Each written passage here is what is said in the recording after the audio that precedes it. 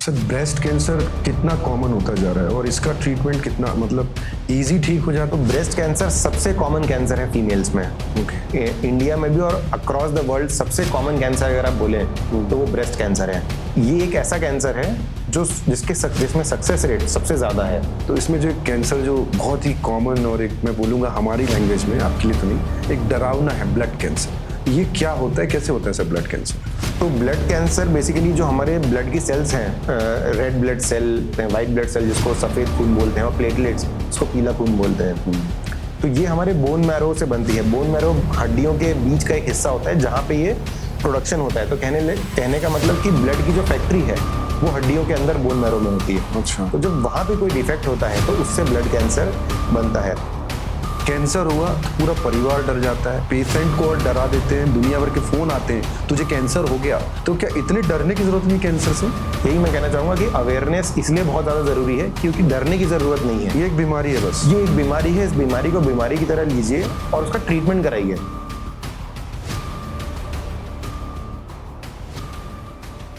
नमस्कार दोस्तों, दी KST show में आपका स्वागत है। और आज के पॉडकास्ट में हम बात करने वाले हैं कैंसर पर, और उसके लिए हमारे साथ बात करने के लिए हैं कैंसर रोग विशेषज्ञ डॉक्टर सात्विक खड्डार। सर आपका बहुत बहुत स्वागत है। Thank you. सर कैंसर एक ऐसी बीमारी है जिसका नाम लेते ही एक डर लगता है लोगों को। और पहले बीमारी ऐसी थी कि लोगों के अंदर ये था कि कई बार तो ऐसा होता था बड़े लोगों की बीमारी है, सेलिब्रिटीज की बीमारी है, बट अभी ये बड़ी कॉमन सी हो गई है। मतलब अब हर किसी को भी, मतलब कई बार ऐसे लगता है कि अच्छा उसको भी कैंसर है, पता चलने लगा अच्छा उसको भी कैंसर है। तो ऐसा क्या हुआ है सर कि कैंसर एक कॉमन बीमारी होती जा रही है? देखिए इसके दो मेन कारण हैं जी। पहला तो डिटेक्शन रेट बड़ा है।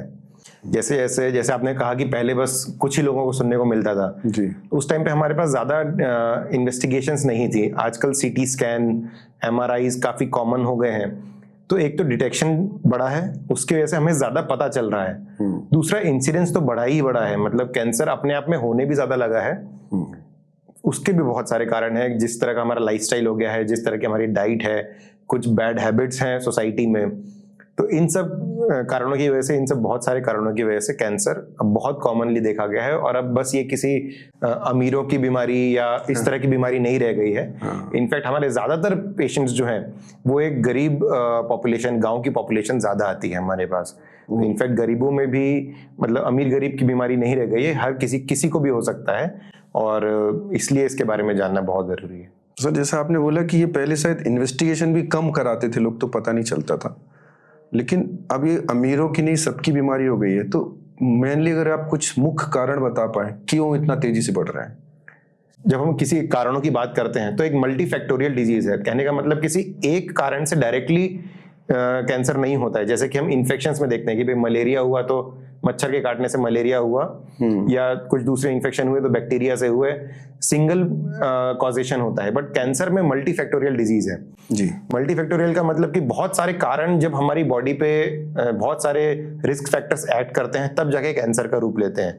अब अगर इन रिस्क फैक्टर्स की बात करें, जैसे आपने पूछा, तो इनको हम दो चीज़ों में डिवाइड करते हैं, दो भागों में डिवाइड करते हैं। एक होता है मॉडिफाइबल, एक होता है नॉन मॉडिफाइबल रिस्क फैक्टर्स। अच्छा। मॉडिफाइबल रिस्क फैक्टर्स मतलब जिनको हम मॉडिफाई कर सकते हैं, जिनके प्रति हम जागरूक होके कैंसर होने के चांसेस को कम कर सकते हैं। अब वो क्या है?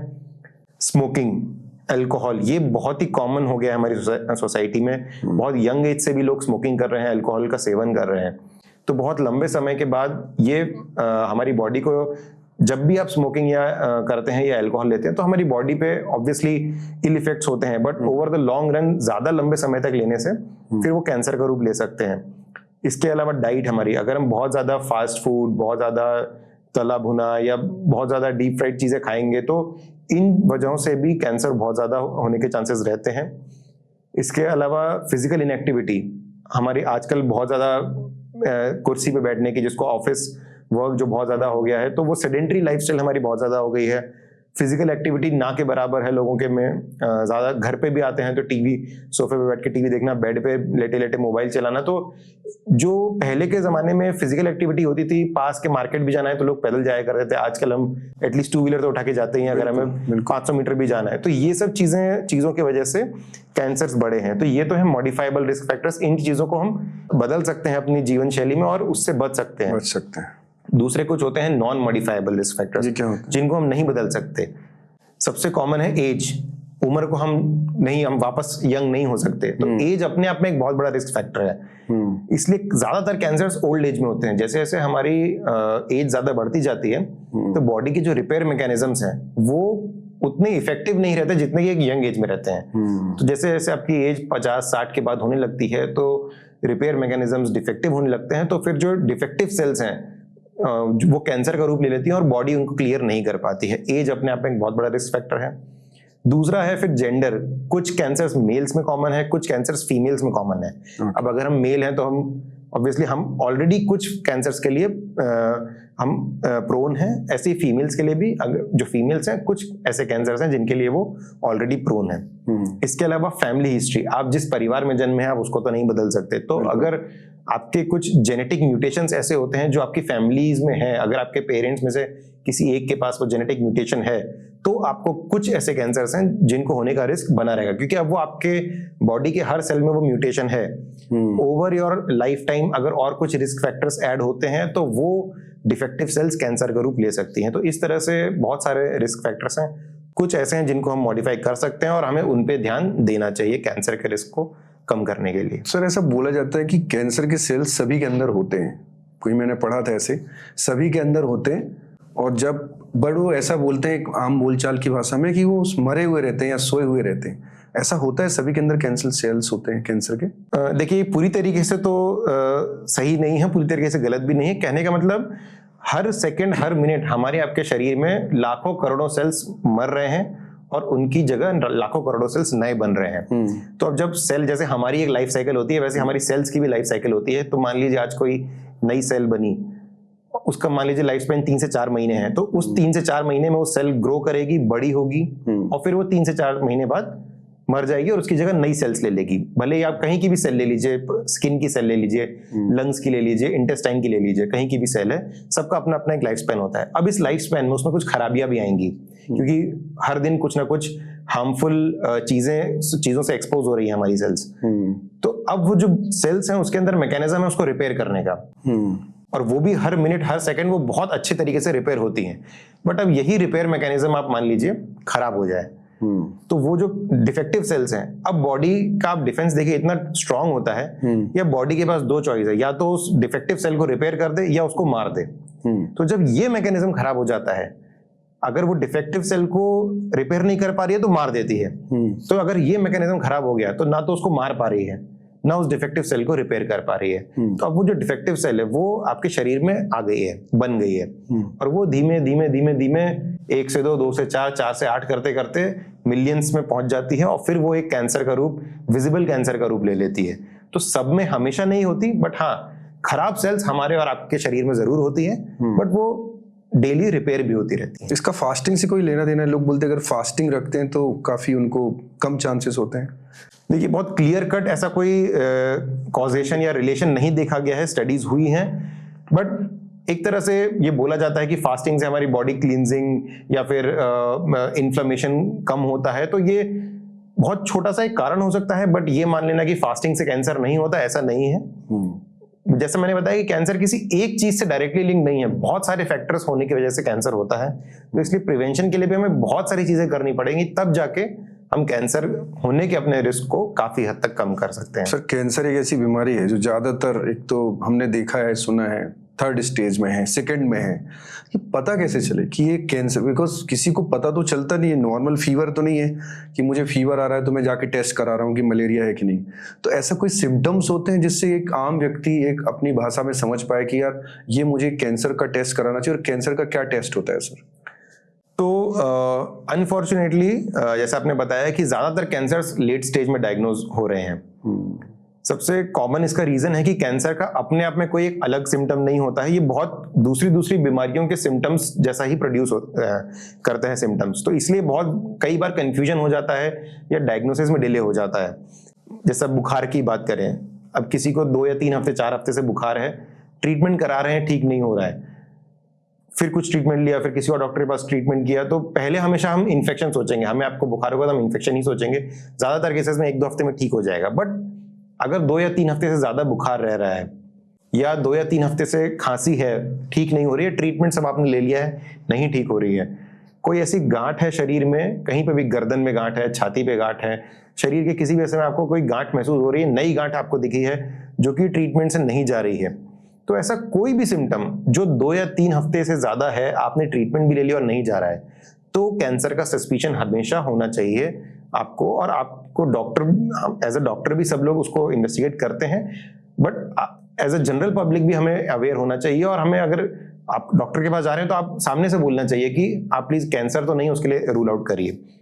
ज्यादातर केसेस में यही होता है कि या तो पेशेंट खुद ही नहीं जाते हैं, या जाते भी हैं तो सस्पेक्ट नहीं किया जाता है और फिर डायग्नोसिस में देरी हो जाती है।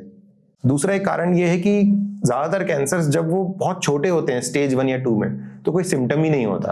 अच्छा, कोई सिम्टम? तो जब सिम्टम ही नहीं होता तो डॉक्टर के पास जाए क्यों, वो वाली बात आ जाती है। जैसे कि हम फेफड़ों के कैंसर की बात करें, जब वो 1 सेंटीमीटर 2 सेंटीमीटर की छोटी सी गांठ होगी फेफड़े में, तो कुछ सिम्टम नहीं होगा, क्योंकि हमारे पास 2 फेफड़े हैं और उनका बड़ा साइज होता है, उसमें 1 सेंटीमीटर 1.5 सेंटीमीटर की गांठ से कोई सिम्टम नहीं आता है।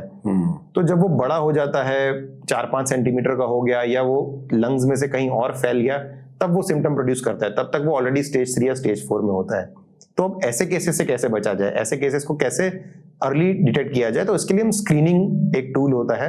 ये क्या होता है सर? तो स्क्रीनिंग का मतलब होता है कि हेल्दी इंडिविजुअल्स जिनको कोई सिम्टम नहीं है, उनमें हम कैंसर का पता लगा रहे हैं।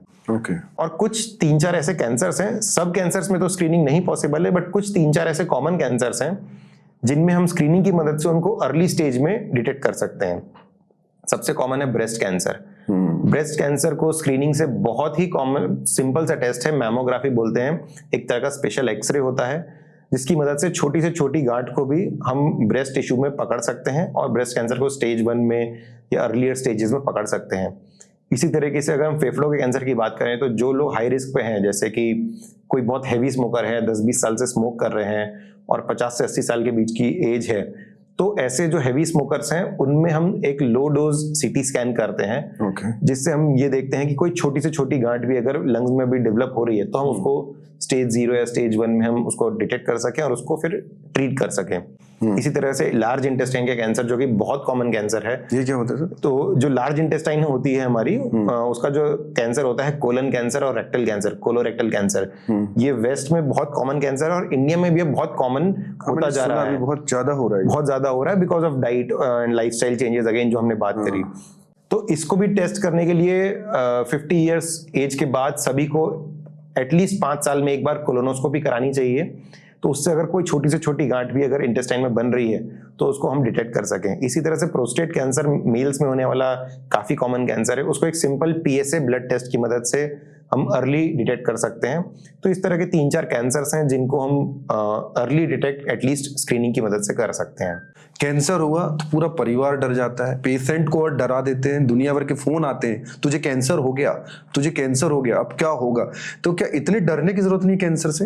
यही मैं कहना चाहूंगा कि अवेयरनेस इसलिए बहुत ज्यादा जरूरी है क्योंकि डरने की जरूरत नहीं है। ये एक बीमारी है, बस ये एक बीमारी है, इस बीमारी को बीमारी की तरह लीजिए और उसका ट्रीटमेंट कराइए, तो बिल्कुल ठीक होगा। और बहुत अच्छे से ट्रीटमेंट होता है, बहुत अच्छे अच्छे ट्रीटमेंट्स आ गए हैं, क्योर रेट भी बहुत हाई है अगर हम अर्ली स्टेज में डिटेक्ट करते हैं। इनफैक्ट अगर लेट स्टेज या जैसे स्टेज 3 या 4 में भी हमने बात करी, स्टेज 4 कैंसर्स में भी आज के टाइम पे इतने एडवांस ट्रीटमेंट है कि सालों साल हम एक पेशेंट को एक गुड क्वालिटी ऑफ लाइफ दे सकते हैं। तो ऐसा नहीं है, सबसे पहला स्टेप तो आपको डरना नहीं है। डरना नहीं, अगर पेशेंट डर जाएगा तो वो ट्रीटमेंट ही नहीं कराएगा।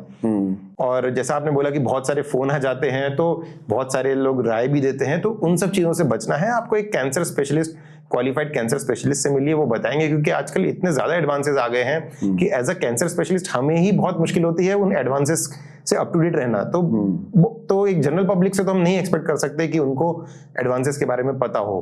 तो बहुत से दवाइयाँ आ गई हैं, बहुत से सर्जिकल टेक्निक्स आ गए हैं, बहुत से रेडिएशन में न्यू टेक्निक्स आ गई जिनसे बहुत सेफली आज कैंसर ट्रीटमेंट पॉसिबल है।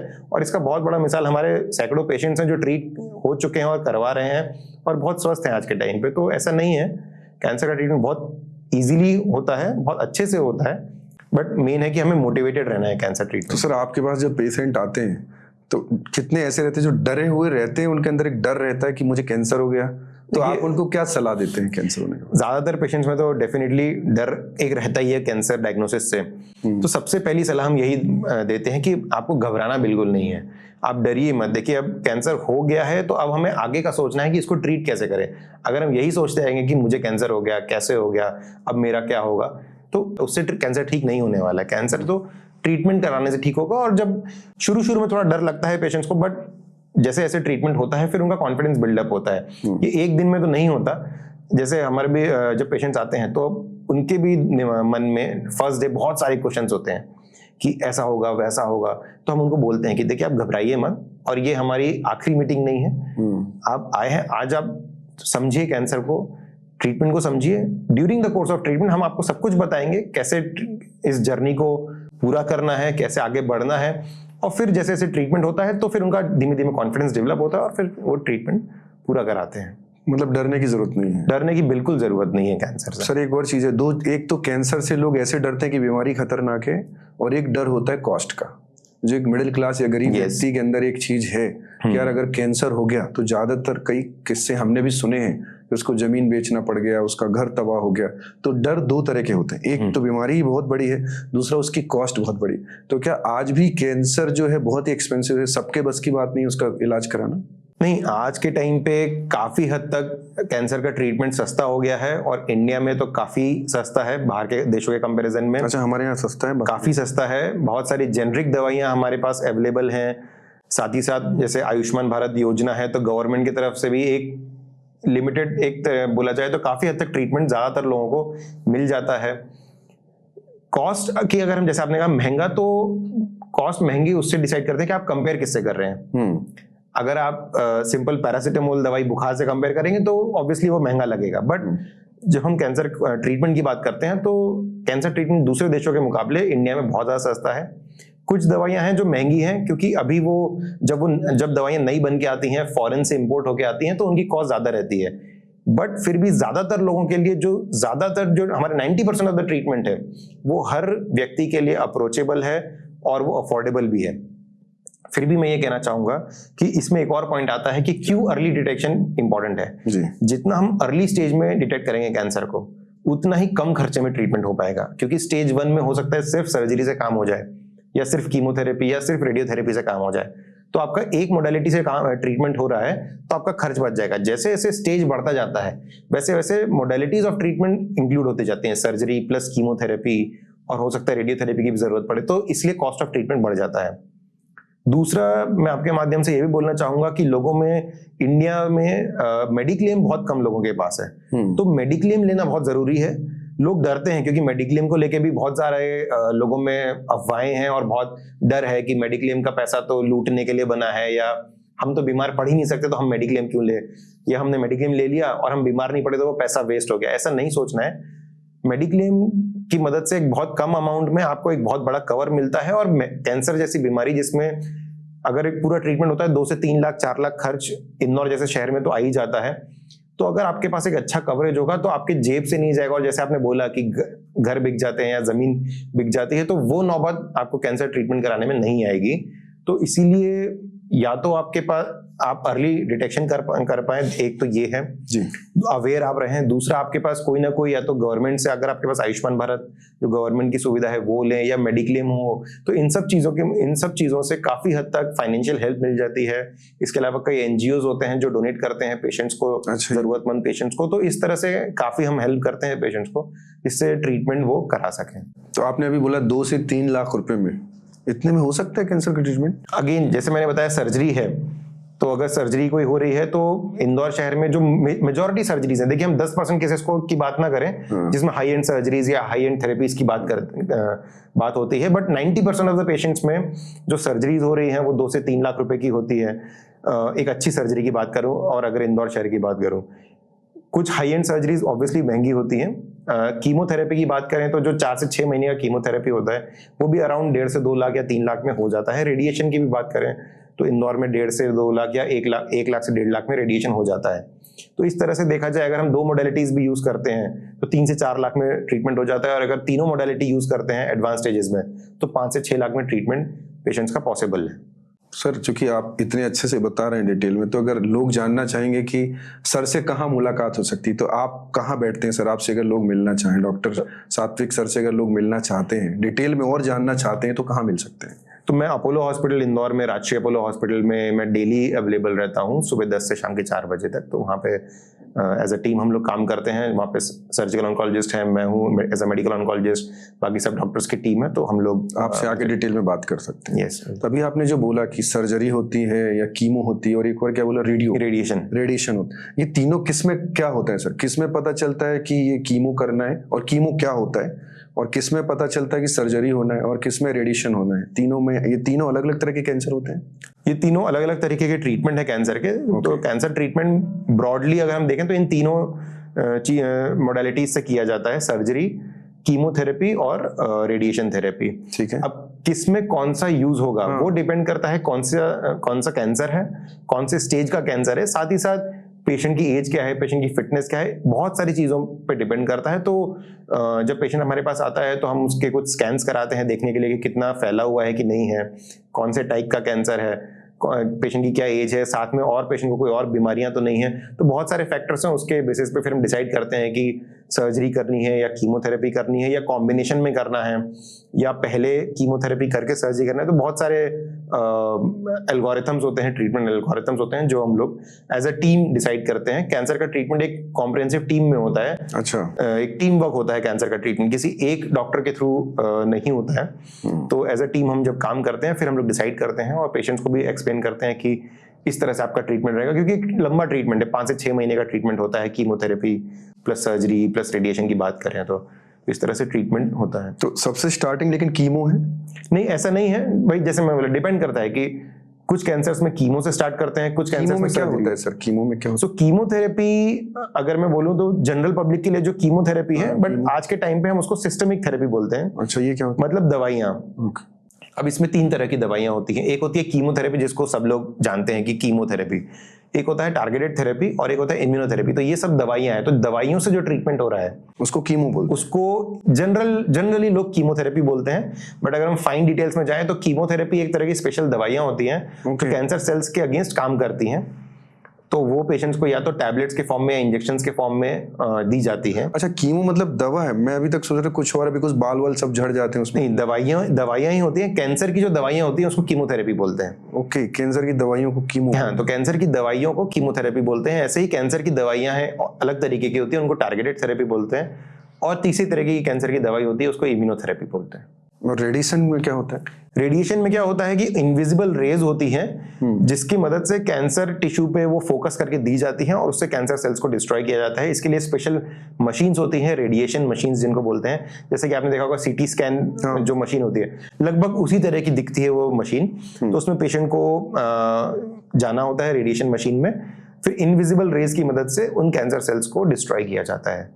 ओके। और कैंसर का जो पेशेंट है, जैसे आपने बोला 4-6 महीने के बाद, वो तो क्या कंप्लीटली ठीक हो जाता है, 100% ठीक हो जाता है, या उसको लाइफ टाइम कुछ चीज़ों का ध्यान रखना होता है? तो जब भी हम कैंसर का ट्रीटमेंट करते हैं, मेडिकल साइंस में हम किसी भी चीज़ का अगर हम ट्रीटमेंट करते हैं तो मेडिकल साइंस एक इम्परफेक्ट साइंस है। मैं बोलना चाहूंगा कि 100% किसी भी चीज़, जैसे आपने सुना होगा कि डॉक्टर 100% गारंटी नहीं देता है कभी भी, क्योंकि मेडिकल साइंस हमेशा इवॉल्व हो रही है, हमेशा नए ट्रीटमेंट आ रहे हैं। और अगर हम कैंसर की बात करें तो ज्यादातर केसेस में अगर स्टेज 1 या अर्ली स्टेज कैंसर है तो ऑलमोस्ट मोर देन 95% चांस है कि वो क्योर हो जाए। 100% मैं कभी नहीं बोलूंगा, क्योंकि रेयरली 4-5% केसेस में कभी ना कभी कैंसर वापस आता है। बट जैसे जैसे स्टेज बढ़ता जाता है, स्टेज 3 हो गया या स्टेज 4 हो गया, तो क्योर रेट्स काफी कम हो जाते हैं।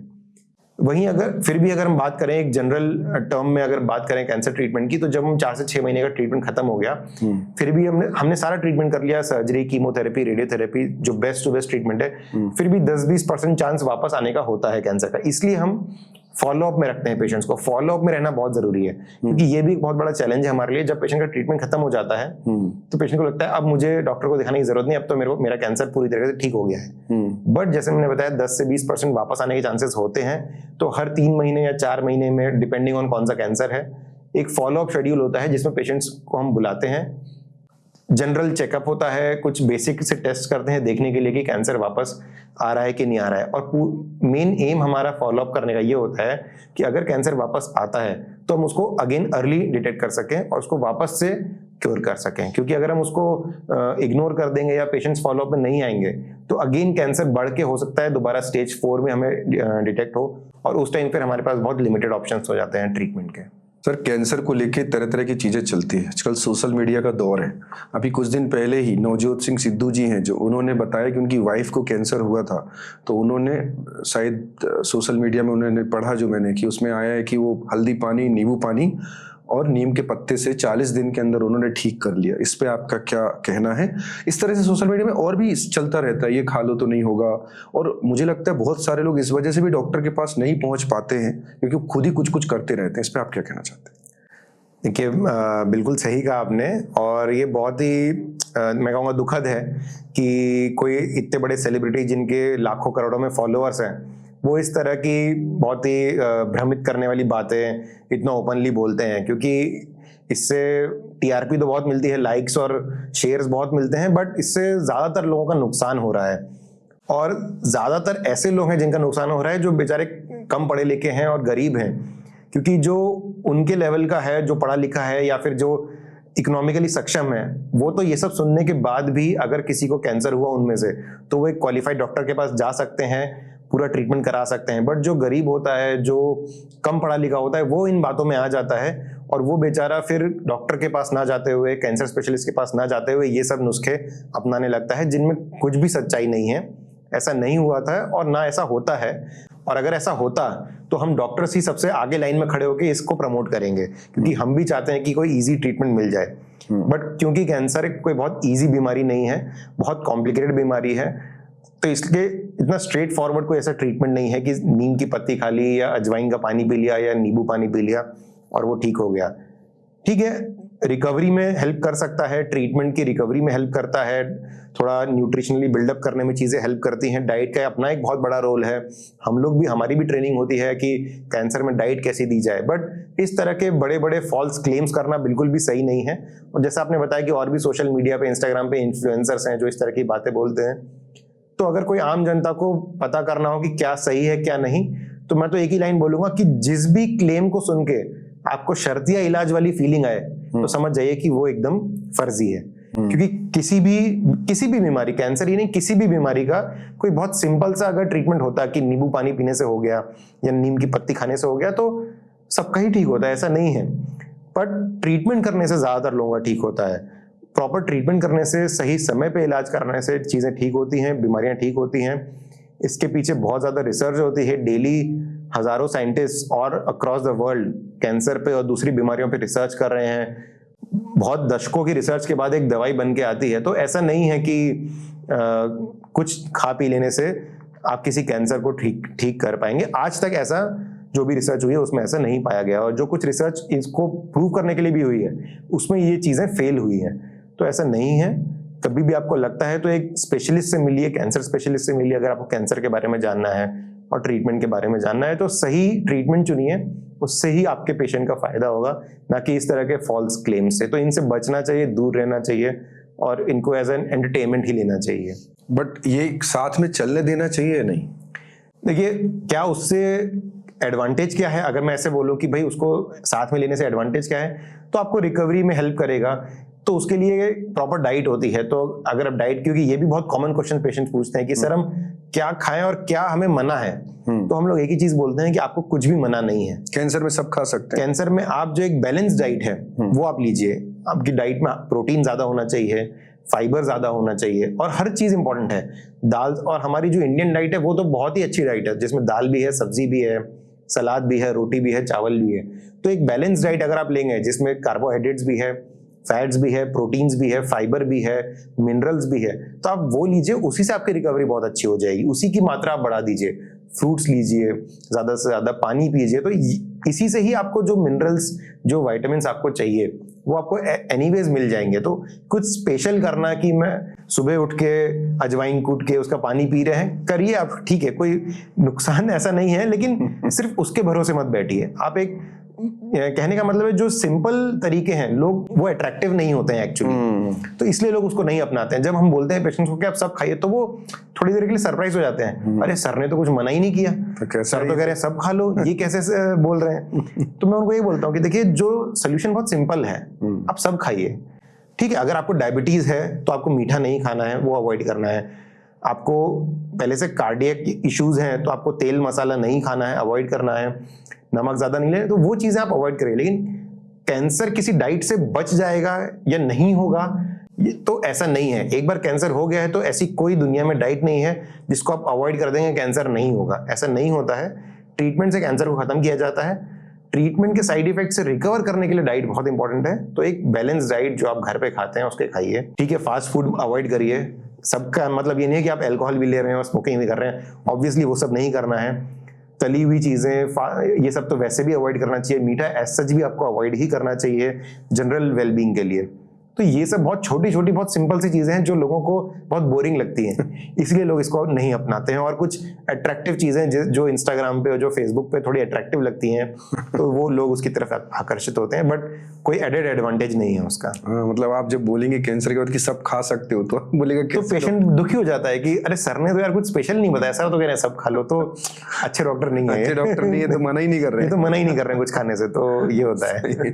सर जैसे अभी हम बात कर रहे थे कैंसर, आपने बताया अलग अलग तरह के कैंसर होते हैं, तो इसमें जो एक कैंसर जो बहुत ही कॉमन और एक मैं बोलूंगा हमारी लैंग्वेज में, आपके लिए तो नहीं, एक डरावना है ब्लड कैंसर। ये क्या होता है, कैसे होता है सर ब्लड कैंसर? तो ब्लड कैंसर बेसिकली जो हमारे ब्लड की सेल्स हैं, रेड ब्लड सेल जो लाल खून जिसको बोलते हैं, व्हाइट ब्लड सेल जिसको सफेद खून बोलते हैं, और प्लेटलेट्स जिसको पीला खून बोलते हैं, तो ये हमारे बोन मैरो से बनती है। बोन मैरो हड्डियों के बीच का एक हिस्सा होता है जहां पे ये प्रोडक्शन होता है। तो कहने का मतलब कि ब्लड की जो फैक्ट्री है वो हड्डियों के अंदर बोन मैरो में होती है। अच्छा। तो जब वहां पे कोई डिफेक्ट होता है तो उससे ब्लड कैंसर बनता है। नाम सुनने में बहुत डरावना है। डिफेक्ट मतलब सर क्या होता है वहां पे? अगेन जैसे हमने बात करी थी कि सेल्स जो डिफेक्टिव हो जाती है हमारी बॉडी की, जैसे हमने बात करी थी कि स्किन की सेल्स में डिफेक्ट आ गया तो स्किन कैंसर हो जाएगा, फेफड़ों की सेल्स में डिफेक्ट आ गया। डिफेक्ट आता क्यों है सर?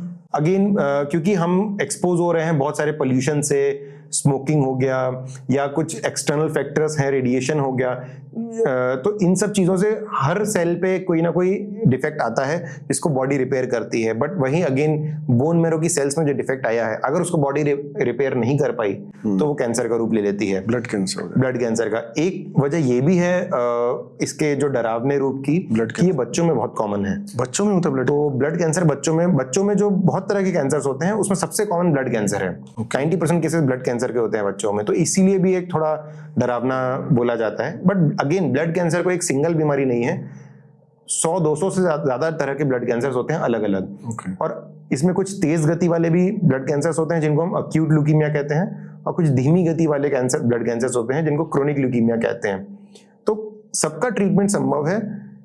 जो अक्यूट ल्यूकीमियाज होते हैं उनका ट्रीटमेंट थोड़ा एग्रेसिव होता है, थोड़ा स्ट्रॉन्ग ट्रीटमेंट, अगर मैं बहुत कॉमन भाषा में बोलूं तो थोड़ा स्ट्रॉन्ग ट्रीटमेंट होता है, इसीलिए एक डर है लोगों में इसको लेके। बट वो क्योर रेट्स भी फिर ब्लड कैंसर के काफी हाई हैं अगर उसको प्रॉपरली ट्रीट किया जाए। एक रीजन ये भी है क्योंकि ब्लड में है कैंसर, और जो हम दवाइयां देते हैं तो ब्लड की जो सेल्स हैं वो बहुत कम हो जाती है, हीमोग्लोबिन ड्रॉप हो जाता है, WBC ड्रॉप हो जाता है, प्लेटलेट ड्रॉप हो जाता है, तो इसमें जान का खतरा काफी बना रहता है। अच्छा। तो ब्लड कैंसर का जो ट्रीटमेंट है वो थोड़ा डिफिकल्ट होता है पेशेंट पर्सपेक्टिव से हम देखें, तो इसलिए एक डर बहुत ज्यादा बना हुआ है, पेशेंट बहुत वीक हो जाता है जब ट्रीटमेंट चल रहा है। बट अगर सक्सेसफुली हम ट्रीटमेंट करते हैं, प्रॉपरली ट्रीटमेंट करते हैं, तो क्योर रेट्स भी ब्लड कैंसर में बहुत हाई है। ये बच्चों में क्यों होता है सर? लेकिन ब्लड कैंसर बच्चों के तो अगर देखा जाए सेल्स भी अच्छे रहते हैं, वो ज्यादा कहीं से जाते भी नहीं है, उनका खान पान भी ठीक ही होता है, तो बच्चों में क्यों होता है ब्लड कैंसर? तो अगेन जो हमने नॉन मॉडिफाइबल रिस्क फैक्टर्स की बात करी कि सेल्स में कुछ डिफेक्ट आ गया, किसी को भी आ सकता है, किसी को भी आ सकता है, वो बचपन से भी आ सकता है, पैदा होने पे भी आ सकता है, बहुत छोटी उम्र में 6 महीने साल भर में भी, क्योंकि जैसे मैंने बताया जैसे ही हम इनफैक्ट पैदा होने के पहले से ही हमारे अंदर सेल्स बन रही हैं और वो सेल्स रिपेयर हो रही हैं, और वो मर भी रही हैं, उनकी जगह नई सेल्स भी ले रही हैं। तो जब बच्चा पैदा हो रहा है तो ऑलरेडी उसके शरीर के अंदर भी ये प्रोसेस चल रहा है, हर सेकंड हर मिनट पुरानी सेल्स मर रही हैं, नई सेल्स उनकी जगह ले रही हैं। बट वही है, अगर कोई पुरानी सेल डिफेक्टिव हो गई और वो रिपेयर नहीं कर पाई बॉडी, तो वो कैंसर का रूप ले लेती है। तो कुछ ऐसे कैंसर्स हैं जो बच्चों में ही होते हैं, कुछ ऐसे कैंसर्स हैं जो बच्चों में कॉमन होते हैं बट बड़ों में भी होते हैं। तो इस तरह से बच्चों में कैंसर, मतलब एज का कोई लेना देना नहीं कैंसर में? एज का टाइप ऑफ कैंसर से लेना देना है। जैसे बच्चों में कुछ ऐसे कैंसर्स होते हैं जैसे हेपेटोब्लास्टोमा या न्यूरोब्लास्टोमा, तो ये जो कैंसर्स हैं ये बच्चों में ही होते हैं। फिर कुछ स्पेशल ब्लड कैंसर्स हैं जो सिर्फ बच्चों में होते हैं। फिर कुछ ऐसे कैंसर्स हैं जो बड़ों में ही होते हैं, जैसे मैंने बताया प्रोस्टेट कैंसर, वो बड़ों में ही होता है, बच्चों में नहीं देखा गया है। फेफड़ों के कैंसर की बात करें, लंग कैंसर, तो वो भी ज्यादातर बड़ों में ही होता है, मतलब 50 साल या 60 साल के बाद होता है। यंग एज में भी होता है, मतलब 40-30 में, बट 5 साल के बच्चों में लंग कैंसर या प्रोस्टेट कैंसर आपको देखने को नहीं मिलेगा। तो बच्चों के कुछ अलग कैंसर्स हैं, बड़ों के कुछ अलग कैंसर्स हैं, और कुछ ऐसे कैंसर्स हैं जो कॉमन होते हैं बड़ों और बच्चों दोनों में। अब जैसे लंग्स कैंसर है सर, तो कोई सिम्टम्स शुरू हो जाता है जैसे जिससे लगे कि यार ये कहीं कैंसर तो नहीं है? कोई ऐसा सिम्टम्स शुरुआत होती है लंग्स में? जैसे आपने बोला 1-2 सेंटीमीटर में पता नहीं चलता है, बट कुछ समय के बाद कुछ तो ऐसा होता होगा जिससे लगे कि अब जाना चाहिए, डॉक्टर को दिखाना चाहिए। तो जैसे अगर बहुत लंबे समय से खांसी है आपको, या खांसी में खून आ रहा है ना, तो और आपने दवाइयां ले ली, डॉक्टर को भी दिखा लिया, ठीक नहीं हो रहा है, या फिर आपका वेट कम होता जा रहा है, आप नोटिस कर रहे हैं 2-3 महीने में कपड़े ढीले होने लगे हैं, और बिना किसी डाइटिंग, बिना किसी एक्सरसाइज के, आप जैसा पहले आपकी लाइफस्टाइल थी वैसी ही है, बट अपने आप कपड़े आपको ढीले लग रहे हैं। तो ये सब सिम्टम्स हैं कि कैंसर हो सकता है। और स्पेशली लंग कैंसर की अगर हम बात करें तो लंग कैंसर वेट लॉस ज्यादा होता है। अगर एडवांस स्टेज में हो जाता है कोई भी कैंसर, तो वेट लॉस एक बहुत कॉमन सिम्टम है एडवांस स्टेज लंग कैंसर का। लंग कैंसर में भी ये बहुत कॉमन होता है। साथ ही साथ जैसे मैंने बताया, खांसी है या चेस्ट पेन हो रहा है या हड्डियों में अगर पेन हो रहा है, तो ये सब सिम्टम्स होते हैं कैंसर के स्प्रेड होने के, एडवांस स्टेज कैंसर के ये सब सिम्टम्स हैं। तो ऐसा कुछ भी सिम्टम होता है तो इसको इग्नोर ना करें। और कोई भी सिम्टम अगर लंबे समय तक है, 2 या 3 हफ्ते से ज्यादा हो गया है, ट्रीटमेंट कराने के बाद भी नहीं जा रहा है, तो फिर कैंसर की एक संभावना हो सकती है। जरूरी नहीं कि हो, बट उसको रूल आउट करना जरूरी है। तो दिखाना, ना कि डर के घर बैठे रहना, आप दिखाइए, डॉक्टर को दिखाइए। अगर डिटेक्ट होगा तो ट्रीटमेंट भी होगा, अगर हम डिटेक्ट ही नहीं कर पाएंगे तो फिर ट्रीटमेंट कैसे करेंगे? तो जब हम किसी जनरल फिजिशियन के पास जाते हैं तो वो कभी नहीं रेफर करते यार कि थोड़ा देख लो एक बार, तुम अपना ये कैंसर का टेस्ट भी करा लो?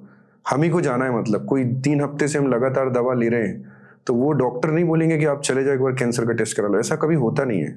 नहीं, देखिए, मैं बोलूंगा कि अब ऐसा बहुत होने लगा है अगेन, क्योंकि हमारे पास ज्यादातर जो पेशेंट्स आते हैं, कभी भी कैंसर स्पेशलिस्ट के पास डायरेक्ट पेशेंट नहीं जाता है, हमेशा फिजिशियन को या किसी सर्जन को दिखाया उन्होंने, तो फिजिशियंस ही रेफर करते हैं। अच्छा, डायरेक्ट नहीं आते हैं? क्योंकि कोई भी, किसी को भी पहले से नहीं पता होता कि भाई मुझे कैंसर है। कोई हमारे पास डायरेक्टली ऐसे नहीं आया कि सर मुझे कैंसर है, आप टेस्ट कर लो।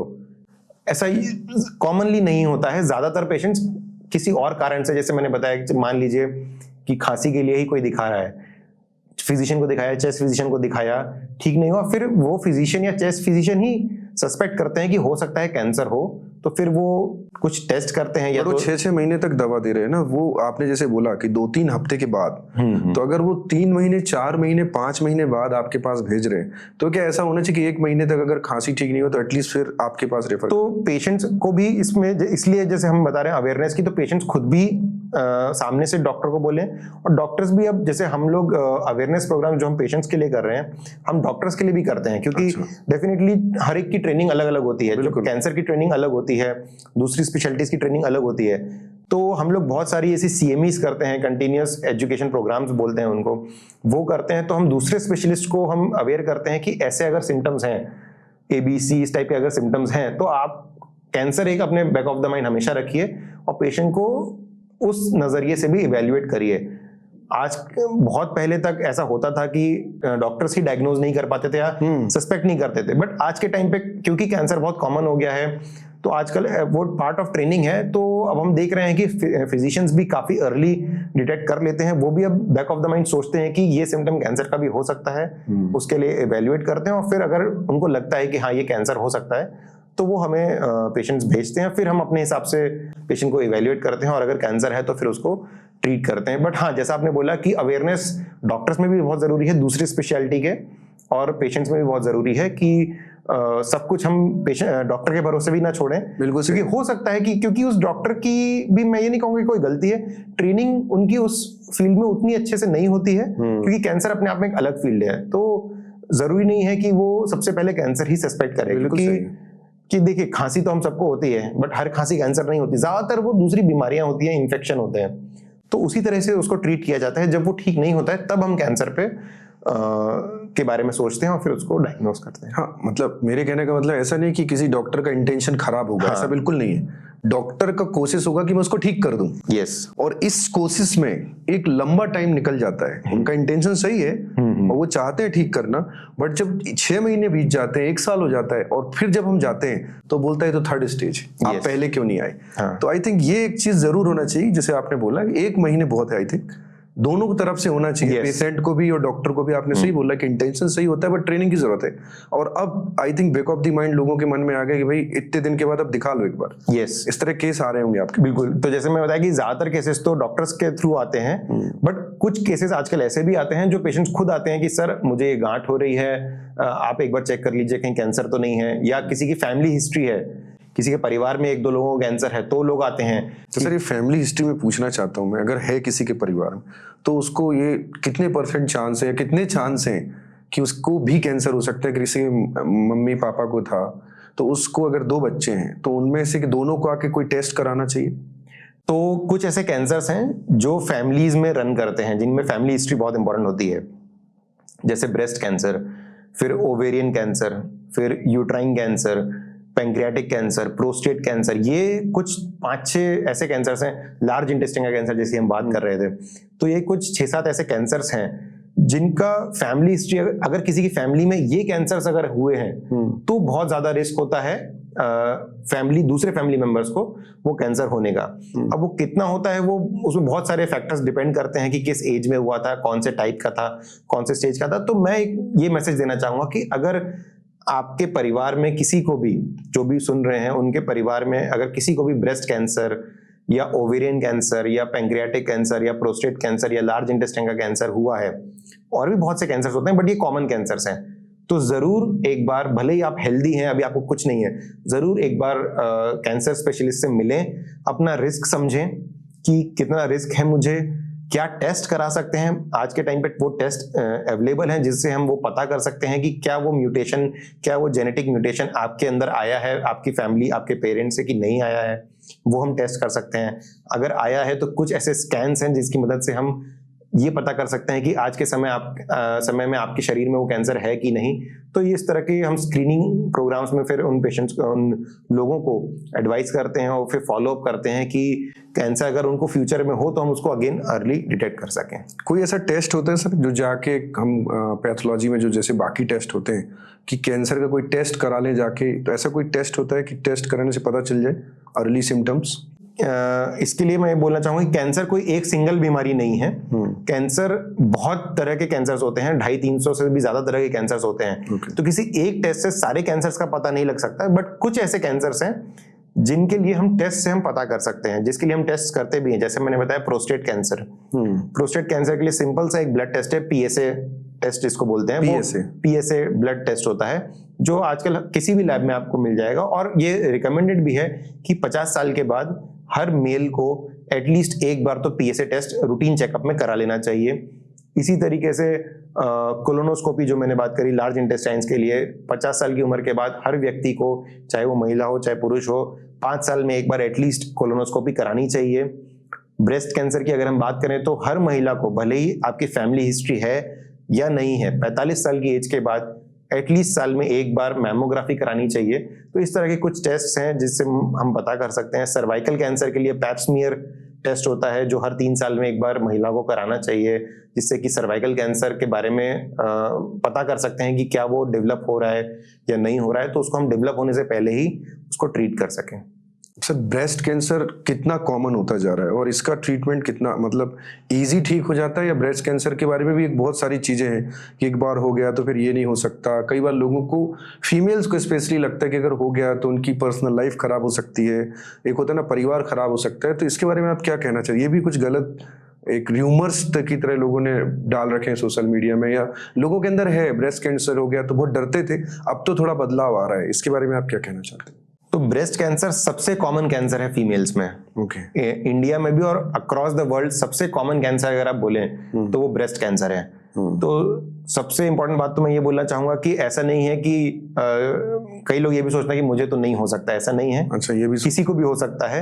इनफैक्ट हर 10 में से एक फीमेल को उसकी लाइफ टाइम में ब्रेस्ट कैंसर होने का रिस्क होता है। 10 में से एक को? 10 में से एक को, तो बहुत बड़ा रिस्क है, इसलिए सबसे कॉमन कैंसर है। दूसरा, मेल्स में भी ब्रेस्ट कैंसर होता है। अच्छा। कुछ 1-1.5% रिस्क होता है। 100 में से 100 अगर ब्रेस्ट कैंसर के पेशेंट्स हैं तो उसमें से 1 या 2 मेल ब्रेस्ट कैंसर होते हैं, तो मेल्स को भी हो सकता है। दूसरी बात, अगर हम बोलें कि ट्रीटमेंट की, तो ये एक ऐसा कैंसर है जिसमें सक्सेस रेट सबसे ज्यादा है ब्रेस्ट कैंसर में। मतलब डरने की जरूरत नहीं है? डरने की बिल्कुल जरूरत नहीं है। बहुत ज्यादा ट्रीटमेंट ऑप्शंस अवेलेबल हैं, क्योंकि ये बहुत कॉमन कैंसर है तो रिसर्च भी इस पे सबसे ज्यादा हुई है। तो रिसर्च सबसे ज्यादा हुई है तो ट्रीटमेंट ऑप्शंस भी सबसे ज्यादा हैं। और एक अच्छी बात इसकी ये है कि इसको अर्ली स्टेज में बहुत इजीली डिटेक्ट किया जा सकता है, क्योंकि छाती में अगर कोई गांठ आती है तो बहुत छोटी सी गांठ भी पता चल जाती है। तो इसमें अर्ली स्टेज में काफी पेशेंट्स हमारे पास आ जाते हैं, स्टेज 1 या स्टेज 2 में ही होते हैं, और इसका सक्सेस रेट बहुत हाई है। 80-90% cases, in fact more than stage 1 में तो मोर देन 95-98% केसेस हमेशा के लिए क्योर हो जाते हैं। तो सक्सेस रेट भी बहुत ज्यादा है, ट्रीटमेंट ऑप्शंस भी बहुत ज्यादा हैं और बहुत अच्छे से ट्रीट होता है। तो बहुत कॉमन होने के साथ साथ बहुत हाईली ट्रीटेबल कैंसर है, तो डरने की तो बिल्कुल बात नहीं है। सोशल स्टिग्मा है क्योंकि फीमेल्स में होता है तो उनको लगता है, और हमारे कंट्री में एज सच भी अब तो ये चीज बदल रही है, बट फिर भी गांव में ये है कि फीमेल्स अपनी हेल्थ को इग्नोर करते हैं। ये बहुत कॉमन है कि ठीक है, फैमिली को इतनी ज्यादा प्रायोरिटी देते हैं कि खुद को प्रायोरिटी नहीं देते हैं। हालांकि अब ये चेंज हो रहा है, बट फिर भी काफी हद तक अभी भी ये प्रेजेंट है। तो फिर इसका डायग्नोसिस फिर काफी लेट हो जाती है, जब वो बहुत एडवांस हो जाता है फिर वो दिखाने आते हैं डॉक्टर को। तो इसकी भी अवेयरनेस बहुत जरूरी है कि अपनी हेल्थ को आप इग्नोर ना करें।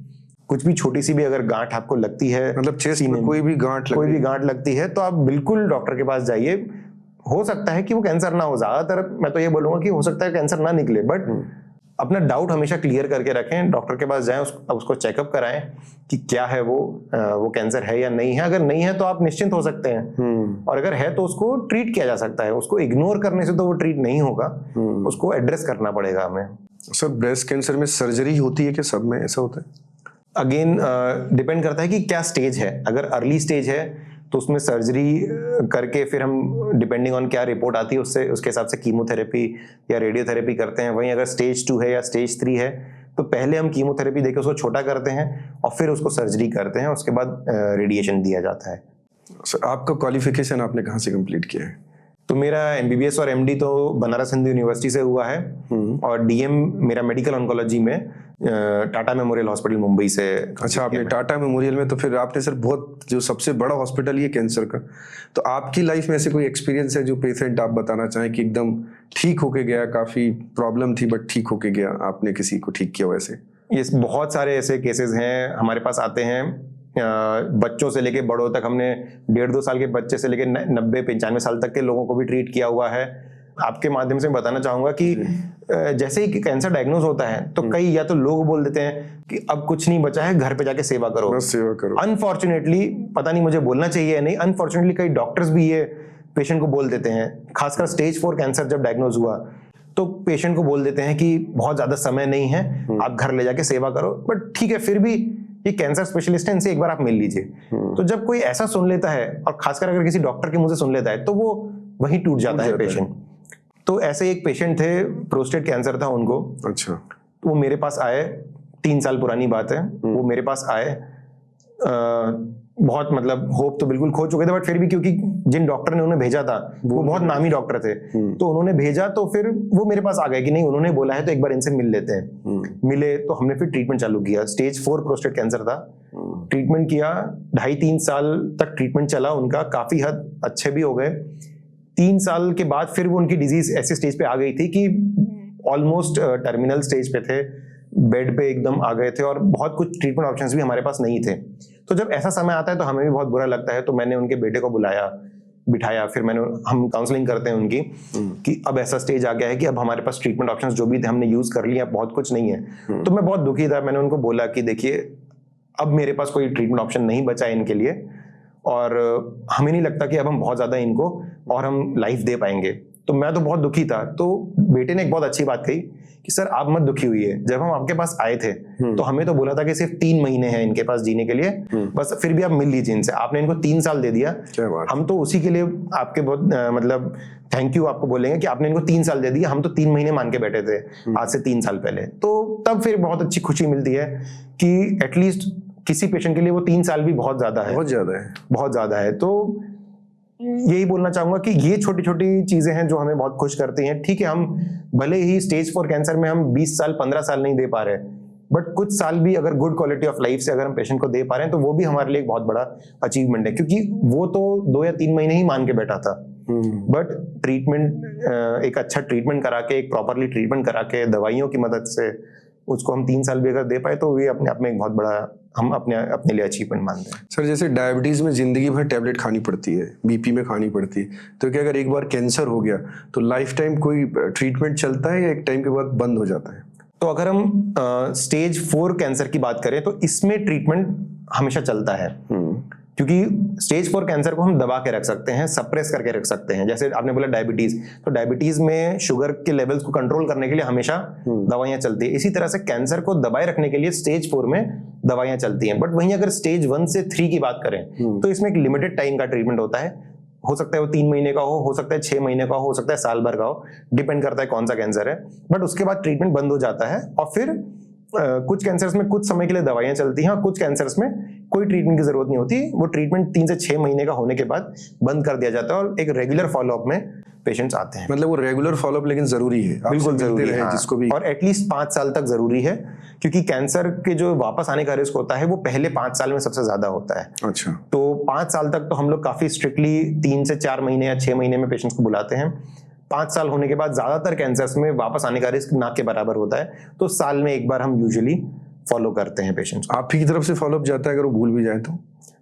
कोशिश तो हम यही करते हैं पेशेंट्स को फोन करके रिमाइंड कराने की, क्योंकि कि आपका फॉलोअप है, आपको आना है। हमारी जो टीम होती है, स्टाफ होता है, वो फॉलोअप कॉल्स देता है पेशेंट को, क्योंकि अगेन एक वो हो जाता है ना कि मुझे तो कुछ है ही नहीं तो मैं क्यों डॉक्टर के पास जाऊं। तो ऐसा नहीं है, क्योंकि हमने ऐसे केसेस देखे हैं जो अपनी हेल्थ को इग्नोर किया और फिर जब कैंसर वापस आया तो फिर बहुत खराब कंडीशन में फिर पेशेंट्स थे, तो फिर हम कुछ बहुत ज्यादा ट्रीटमेंट करने के लिए हमारे पास फिर बचता नहीं है। तो इसीलिए फॉलोअप बहुत जरूरी है कि अगर कैंसर आए भी वापस तो हम उसको एकदम छोटे स्टेज पे, अर्ली स्टेज पे डिटेक्ट कर सकें। और कैंसर में जरूरी नहीं है, जैसे कैंसर हो भी जाता है तो कई बार ऐसे लगता है लोगों को कि यार मुंबई जाना है, लोगों ने सुना है दिल्ली जाना है, हैदराबाद जाना है या फॉरेन जाना है। हमारे एमपी में, इंदौर में सारी फैसिलिटी अवेलेबल है अगर कैंसर किसी को होता है तो? ये बहुत कॉमन है कि सबको अपने घर की चीज पसंद नहीं आती, अच्छी नहीं लगती, बाहर जाके ऐसा लगता है कि बाहर अच्छा ट्रीटमेंट मिलेगा। ऐसा नहीं है। अब कैंसर की या किसी भी फील्ड की बात करें तो जो भी डॉक्टर्स हैं, जो सुपर स्पेशलिस्ट इंदौर में काम कर रहे हैं, वो सब ही बड़ी बड़ी जगहों से ही पढ़ के आए हैं। तो ट्रेनिंग तो सबकी ही एपेक्स इंस्टीट्यूट्स में हो रही है। और जो सुपर स्पेशलिटी ट्रेनिंग की बात करें, अगर कैंसर की बात करें, तो जितने भी इंस्टीट्यूट्स हैं ऑल ओवर इंडिया वो सब एपेक्स इंस्टीट्यूट्स हैं। तो वहां से ही पढ़ के अगर लोग यहाँ पे आके प्रैक्टिस कर रहे हैं तो ऑब्वियसली वही स्किल्स के साथ आपका ट्रीटमेंट होगा। रही बात जैसे आपने बोला ट्रीटमेंट मोडालिटीज की, क्या वो अवेलेबल है इंदौर में, तो आज के टाइम पे ऐसी कोई चीज नहीं है जो इंदौर में अवेलेबल हो और वो बाहर अवेलेबल ना हो। भले ही आप सर्जरी की बात करें तो रोबोटिक सर्जरी ले लीजिए या लैप्रोस्कोपिक सर्जरीज ले लीजिए, एडवांस सर्जरीज ले लीजिए, वो सब अवेलेबल है। वहीं अगर हम दवाइयों की बात करें, जो हम बात कर रहे थे टारगेटेड थेरेपीज, इम्यूनोथेरेपीज, कीमोथेरेपीज, तो ऐसी कोई दवाई नहीं है जो आज के टाइम पे इंदौर में अवेलेबल नहीं है। रेडिएशन की बात करें तो जो लेटेस्ट मशीन्स हैं आज के टाइम पे इंडिया में, वो इंदौर में अवेलेबल है। तो ऐसा नहीं है। इनफैक्ट बात करूंगा, मैं कल ही एक पेशेंट थे जो मेरे पास आए और बहुत कॉमन सी दवाई कीमोथेरेपी की थी, तो उन्होंने भी मुझसे यही पूछा, सर क्या ये इंदौर में अवेलेबल है? तो मैंने कहा ऐसा, तो मैं बहुत कॉमनली ये क्वेश्चन हमारे पास आता है, तो मैं उनको यही बोलता हूँ कि देखिए जो चीज इंडिया में अगर अवेलेबल है तो वो इंदौर में अवेलेबल है। तो ऐसा नहीं है, वो एक ट्रस्ट गैप है और वो हर जगह होता है। मतलब जब मैं मुंबई में था तब भी तो वो लोग फॉरेन जाते, तो मुंबई का जो पेशेंट है वो जो अफोर्ड कर सकता है वो फॉरेन जाता था। तो जब मुंबई के पेशेंट को मुंबई पे भरोसा नहीं है तो हम इंदौर के पेशेंट को इंदौर पे भरोसा करना तो मुश्किल होता है। ट्रस्ट एक फैक्टर है जो एक ट्रस्ट गैप आजकल, और अगेन सोशल मीडिया भी मैं तो बोलूंगा कि उसके लिए गुनहगार है कि वो ट्रस्ट गैप जो डेवलप हो रहा है या है, क्योंकि बहुत अफवाहें फैलाई जाती हैं, कुछ बुराइयां मतलब करते हैं लोग टीआरपी के लिए या लाइक्स के लिए, तो लोगों का ट्रस्ट गैप जो है डॉक्टर्स के प्रति है, जिसकी वजह से वो अपनी जगह के डॉक्टर्स को ना प्रेफरेंस देते हुए बाहर के डॉक्टर्स या बाहर जाते हैं। बट फिर भी इसमें एक पॉजिटिव पॉइंट भी है कि बहुत से पेशेंट्स आज के टाइम पे, मतलब आज से अगर 10 साल पहले बात करें और अभी बात करें, तो पेशेंट्स जाते तो हैं, बट वो जब वहाँ ओपिनियन लेते हैं फिर उनको समझ में आता है यही बात तो हमारे इंदौर वाले डॉक्टर ने बोली थी, तो वापस आके फिर ट्रीटमेंट हमसे कराते हैं। तो मैं खुद बोलता हूँ, जब पेशेंट्स पूछते हैं कि सर क्या हम एक सेकंड ओपिनियन ले लें, तो मैं तो उनको सामने से बोलता हूँ कि मैं आपको एक समरी बना के दूंगा, मैं खुद समरी बना के देता हूँ, और बिल्कुल आप सेकंड ओपिनियन लीजिए, आप मुंबई जाइए या दिल्ली जाइए, आपको जहां भी जाना है बिल्कुल आप सेकंड ओपिनियन लीजिए, ये मेरा प्लान है, ये उनको दिखाइए। फिर जब वहां के डॉक्टर्स बोलते हैं कि नहीं यही ट्रीटमेंट हम भी करेंगे, कोई ऐसा ट्रीटमेंट नहीं है जो यहाँ पे अवेलेबल ना हो, कमी तो सिर्फ ट्रस्ट की है। तो वो माइंडसेट है थोड़ा कि बाहर कराएंगे तो जल्दी ठीक हो जाएगा, बाहर कराएंगे तो अच्छा ट्रीटमेंट हो जाएगा या जल्दी ठीक हो जाएगा, माइंडसेट की है, बट वो भी धीमे धीमे चेंज हो रहा है और आने वाले समय में होपफुली और चेंज होगा। अभी आपने बोला 3-4 महीने लगते हैं, तो उसको एडमिट कितना होना पड़ता है सर एक पेशेंट को जिसको कैंसर हो गया है? तो जैसे अगर सर्जरी की बात करें तो मान लीजिए सर्जरी करनी है तो एक दिन पहले यूजुअली एडमिट करते हैं, फिर अगले दिन सर्जरी होती है, फिर डिपेंडिंग ऑन कि कौन से टाइप की सर्जरी है तो 6 से 7 दिन, किसी सर्जरी में 2 या 3 दिन भी, या किसी सर्जरी में 10-12 दिन भी एडमिट रहना पड़ता है। फिर उसके बाद डिस्चार्ज हो जाते हैं।